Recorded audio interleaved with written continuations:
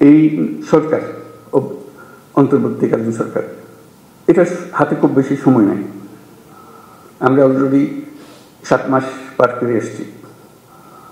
আমরা বলছি ডিসেম্বরে নির্বাচন হবে।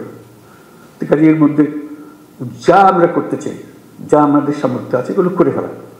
কাজে কী কী সংস্কার আমরা সংস্কারের জন্য দিচ্ছি, তোমরাও সংস্কারের কথা বলছো, যে আমাদের যত সংস্কার করার দরকার আছে আমি করে ফেলি। কারোর জন্য অপেক্ষা করে আমাদের কোনো ফায়দা হবে না, কাজটা করতে হবে এবং সেটা আমাদের প্রতিষ্ঠিত করতে হবে যে আমরা সেই অংশটা করব। এটা আশ্বাস দিলাম তোমাদেরকে। তোমরা আমাদেরকে বলো যে আমরা আমাদের পার্টটা আমরা করবো।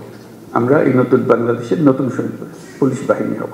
এটা হলেই আমরা ওই ক্ষেত্রটা প্রস্তুত করলাম। এই ক্ষেত্র প্রস্তুত করলেই আমরা থাকি আর না থাকি এটা রেশ থেকে যাবে, এটা চলবে। অন্যরা মনে করবে যে না এটা সুন্দর চলছে, এটা চলতে থাকবে, সেই জিনিসটা করে। যেহেতু নির্বাচন আসছে, নানা রকমের সমস্যা হবে, নানা রকম চাপ আসবে, তবে ডেসপারেট হয়ে যাবে, আমার ক্যান্ডিডেটকে জেতাতে হবে, ওর ক্যান্ডিডেটকে জেতাতে হবে।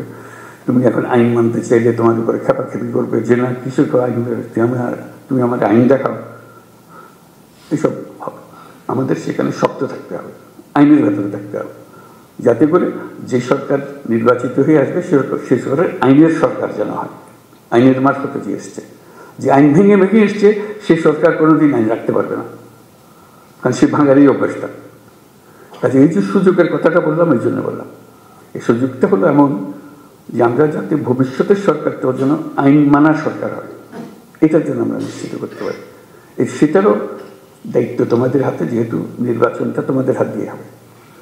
কারো কথা মানার দরকার নাই, না অন্তর্বর্তীকালীন সরকার না অন্য সরকার যারা নির্বাচন করছে তাদের বিষয়ে কারো কথা। আইন যা বলে তুমি আইনের ভেতরে থাকো, তাহলে পরবর্তী সরকার আইন মানার সরকার হবে। আর যদি বলছি হ্যাঁ ওরা কি আছে, ওরা তো আসতেছে, ওদের কত মানুষ ছাড়া আমরা কি করব, তাহলে আমরা অন্যদিকে চলে গেলাম।